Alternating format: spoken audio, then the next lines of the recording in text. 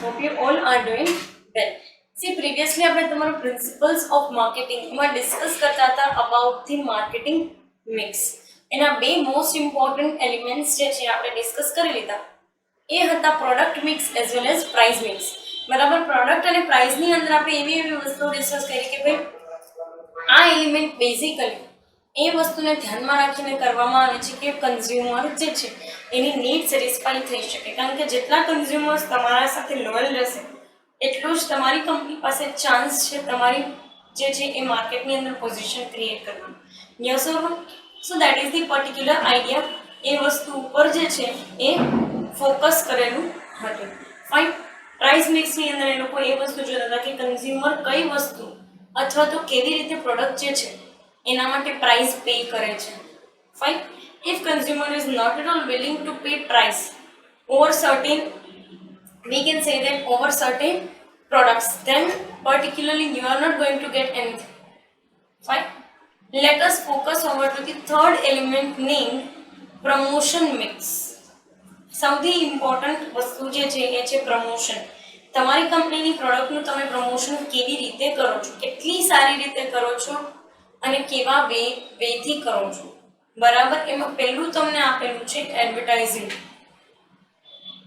તમે ગમે તે વેથી જવા માંગો પણ એટલીસ્ટ તમારે કોઈક તો મીડિયમ થ્રુ તમારી પ્રોડક્ટને એડવર્ટાઇઝ કરવી જ પડે. બરાબર. સી, શું કામ કરવી પડે એનું કારણ એટલું છે કે લોકો કેટલી વખત જે છે એ રિટેલર પાસે જાય છે, કેટલી વખત જે છે એ હોલસેલર પાસે જાય છે, એનાથી તમારી પ્રોડક્ટ વેચાશે નહીં. લોકો તમારી પ્રોડક્ટને ઓળખશે તો તમારી પ્રોડક્ટ વેચાશે. અને આ તમારી પ્રોડક્ટની ઓળખાણ લોકો એડવર્ટાઇઝિંગ થ્રુ જ જે છે એ કરે છે. તમારી પ્રોડક્ટ જે છે લોકો એડવર્ટાઇઝિંગ થ્રુ જ ઓળખતા થાય છે. બરાબર. સો આ એક પર્સપેક્ટિવ જે છે આની અંદર તમને આપેલું છે કે એડવર્ટાઇઝિંગ જે છે એ તો મોસ્ટ ઇમ્પોર્ટન્ટ અને વાઇડલી યુઝ ટૂલ છે. બરાબર, દરેક કંપની જે છે એડવર્ટાઇઝિંગ કરતી જ હોય છે.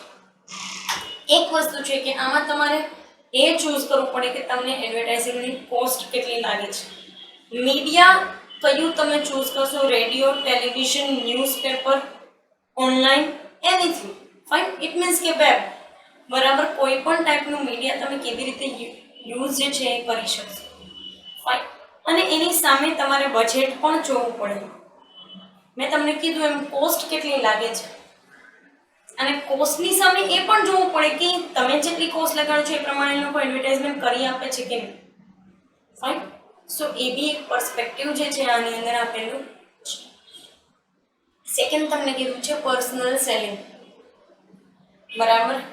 પર્સનલ સેલિંગ સિમ્પલી જે છે એ ડિરેક્ટલી તમે કોઈ પણ એક વ્યક્તિ જે છે એની સાથે વાતચીત કરી અને તમે એને તમારી વસ્તુ વેચવાની ટ્રાય કરો છો. મોસ્ટલી જે છે એ કંપની એવી કંપનીઝ કે જે માર્કેટની અંદર ઓલરેડી આવી ગયેલી છે, લોકો પ્રોડક્ટને ઓળખે છે. બરાબર, પણ એટલી બધી નહીં કે તે તમારી પ્રોડક્ટને પરચેસ કરે. એમાં લોકો પર્સનલ સેલિંગનો સહારો લેતા હોય છે કંપની કે ભાઈ પર્સનલ સેલિંગ તમે કરો છો તો લોકો તમારી પ્રોડક્ટથી અવેર થશે, તમે એને આસાનીથી તમારી પ્રોડક્ટને ડિસ્ક્રાઇબ કરી શકશો. બીજી વસ્તુ કે તમે તમારી કોમ્પિટિટર જે છે એની પ્રોડક્ટમાં તમારી પ્રોડક્ટ કેટલી, એની પ્રોડક્ટની સામે તમારી પ્રોડક્ટ કેટલી સારી અને સુપીરિયર છે એ પણ તમે સાબિત કરી શકશો. ફાઇન. સો એ એક એલિમેન્ટ જે છે અહીંયા આપેલું છે પર્સનલ સેલિંગને રિલેટેડ. ફાઇન. કે કેવી રીતે તમે જે છે એ એક વ્યક્તિ જે છે એની સાથે કનેક્ટ થઈ શકો છો. આમાં એક તમને ચાન્સ રહે છે કે તમે તમારા કન્ઝ્યુમર જે છે એની સાથે સ્ટ્રોંગલી કનેક્ટ થઈ શકશો. ફાઇન. થર્ડ તમને આપેલું છે સેલ્સ પ્રમોશન. સેલ્સ પ્રમોશન એટલે મેડમ આ મળી શું નવી વસ્તુ? તો તમે એવી પ્રમોશનલ એક્ટિવિટી કરો છો કે જેથી કરી અને તમારું સેલ્સ ઇન્ક્રીઝ થાય. બરાબર. પર્સનલ સેલિંગમાં લોકો તમારી વસ્તુ લે પણ અને તમને ના પણ પાડી દે છે. એડવર્ટાઇઝિંગ થ્રુ એ લોકો એડવર્ટાઇઝ તો તમારી જુએ છે પણ એમાં બી ચાન્સીસ છે કે એ લોકો કન્વિન્સ ન થાય. તો આ સેલ્સ પ્રમોશન છે શું? તો કે ખાલી અને ખાલી સેલિંગ વધારવા માટેનું. આ તો તમારી પ્રોડક્ટના કન્ઝ્યુમર જે છે એનો બેઝ ક્રિએટ કરવામાં કામ લાગે છે આ બે વસ્તુ. પણ એનાથી વેચાણ વધશે કે નહીં? તો વેચાણ સેલ્સ પ્રમોશનથી વધશે. ડિસ્કાઉન્ટ આપો છો, ઓફર્સ આપો છો, બાય વન ગેટ વન, બરાબર. સાથે સાથે ખાલી ઓફર્સ જ નહીં, સાથે સાથે તમે એવી વસ્તુઓ પણ આપો છો કે જેમાં કન્ઝ્યુમર્સ જે છે એને કોઈ ફ્રી પ્રોડક્ટ હોય કે તમે તમારી પ્રોડક્ટને પ્રમોટ કરવા માટે કોઈ પણ પ્રકારની જે છે એ બીજી પ્રોડક્ટને સાથે આપો છો કે જે તમે એની સાથે પેરેલલી કન્ઝ્યુમર જે છે એ પેરેલલી યુઝ કરી શકે. ફાઇન. ત્રીજી વસ્તુ કે તમે લોકોને ક્રેડિટ સેલ્સ કરી શકો છો. 1 મહિના પછી પૈસા આપી દેજો, વાંધો નહીં. તમે લોકોને અલાઉન્સીસ આપી શકો કે હાફ અત્યારે કરો, હાફ પછી કરી દેજો, બસ. તો આ બધું શું છે? તો કે સેલ્સ પ્રમોશનના ટૂલ્સ. સેલ્સ વધવું જોઈએ. અહીંયા એડવર્ટાઇઝિંગ ને પર્સનલ સેલિંગ થ્રુ તમારા કન્ઝ્યુમર તો બંધાય છે, બરાબર, બટ એનાથી સેલ્સ વધે છે કે નહીં એવું કેવી રીતે સાબિત કરી શકો તમે? બરાબર, તો સેલ્સ વધવું જોઈએ. નેક્સ્ટ તમને કીધું છે પબ્લિક રિલેશન્સ. તમે એમ કે મેડમ પબ્લિક રિલેશન્સને નાની લેવા દેવા? હા, લેવા દેવા છે. કારણ કે તમે જેટલા પબ્લિક સાથે સ્ટ્રોંગલી કનેક્ટેડ થશો એટલા જ લોકો સારી રીતે તમને ઓળખતા થશે. અને આ પબ્લિક રિલેશનમાં કેમ્પેઇન આવે છે, બરાબર. તમે સરકારી કોઈ જે સરકાર સાથે કોલેબોરેટ થઈને કોઈ કેમ્પેઇન કરો છો, તમારી જ પ્રોડક્ટને વેચવા માટે કેમ્પેઇન કરો છો, ડેમોન્સ્ટ્રેટિવ કેમ્પેઇન કરો છો, બરાબર. લોકો જે છે એની સાથે તમે સર્વે કરો છો ને એની પાસેથી ઇન્ફોર્મેશન લો છો. તો આ બધું શું છે? This is the particular phenomena of public relations, બરાબર. પબ્લિક રિલેશન્સ જે છે એ તમે બનાવો છો.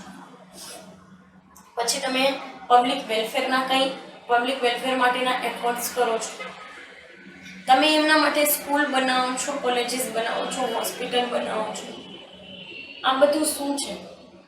પબ્લિક રિલેશન મેન્ટેન કરવાની એક રીઝન, બરાબર. એનાથી ખરેખર લોકો જે છે એ તમારી સાથે કનેક્ટ થશે.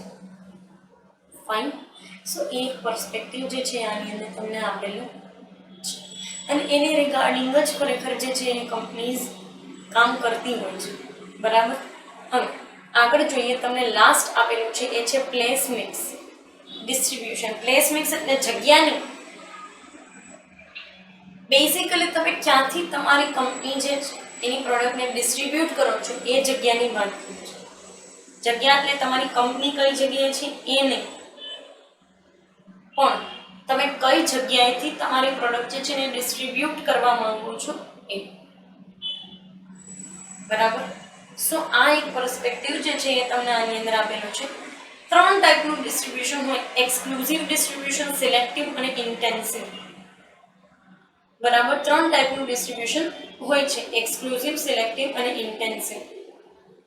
અને આ 3 ટાઈપના ડિસ્ટ્રીબ્યુશન જે છે એની અંદર બેઝિકલી તમે એવું માનીને ચાલી શકો છો કે અલગ અલગ કેટેગરી માટે એ કરવામાં આવે છે, બરાબર. હવે હું તમને ફર્સ્ટ જે છે એ સમજાવું છું. એક્સક્લુઝિવ ડિસ્ટ્રીબ્યુશન કોને કહેવાય?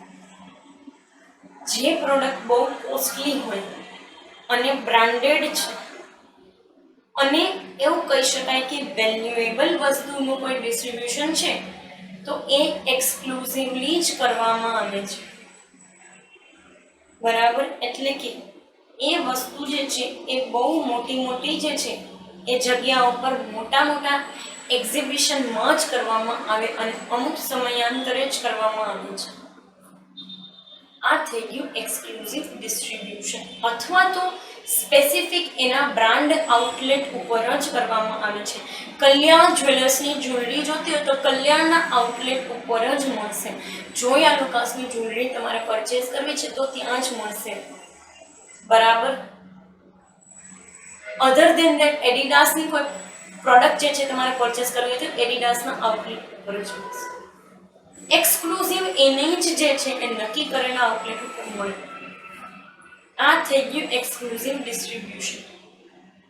સેકન્ડ તમને કીધું છે સિલેક્ટિવ ડિસ્ટ્રીબ્યુશન.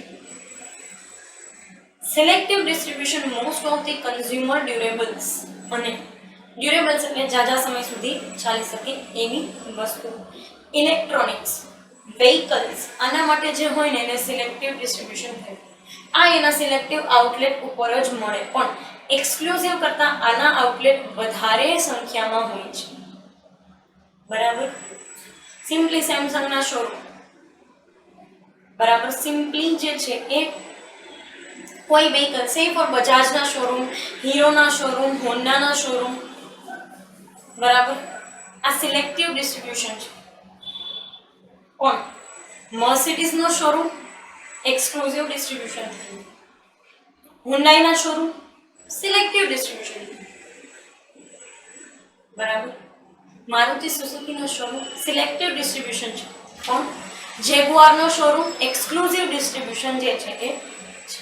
બરાબર. તો આ રીતે બેઝિકલી સિલેક્ટિવ ડિસ્ટ્રીબ્યુશન અને એક્સક્લુઝિવ ડિસ્ટ્રીબ્યુશન કામ કરે છે.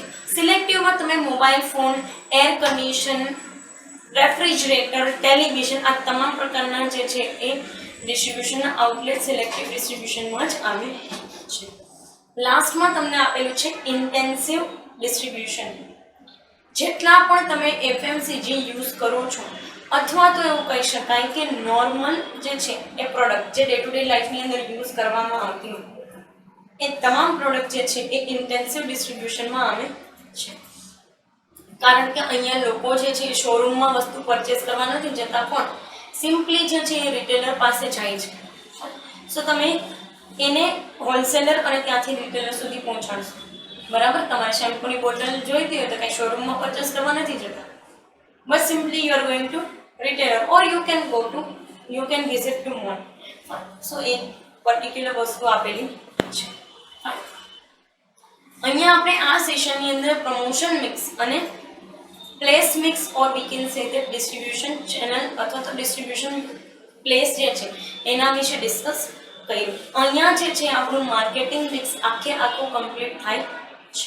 ચારે ચાર એલિમેન્ટ આપણે ડિસ્કસ કરી લીધા.